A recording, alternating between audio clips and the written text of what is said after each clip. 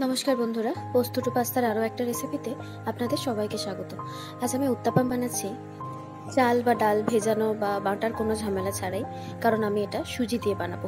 তো এটা বানাতে গেলে প্রথমে 1 কাপ সুজি নিতে হবে, তাতে 1 কাপের একটু কম টক দই, কুচানো আদা, লঙ্কা আর কারি পাতা, সামান্য জল আর পরিমাণ মতো নুন দিয়ে ব্যাটারটা তৈরি করে নিতে হবে। টেস্টের খুব একটা তারতম্য এতে হয় না।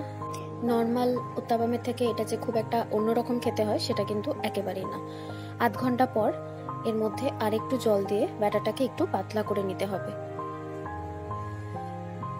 ঠিক এই রকম কনসিস্টেন্সি যখন চলে আসবে তখন সামান্য তেল ব্রাশ করে তাওয়ার মধ্যে এইভাবে ছড়িয়ে দিতে হবে, আর যতটা সম্ভব গোল করা যায় চামচ বা হাতার মাধ্যমে এভাবে গোল করতে হবে।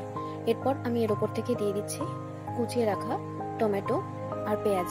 সামান্য তেল দিলাম আর এবার এগুলোকে একটু স্প্যাচুলা দিয়ে চেপে নিচ্ছি। খুব সাবধানে এক পিঠ হয়ে এলে উল্টে নিতে হবে।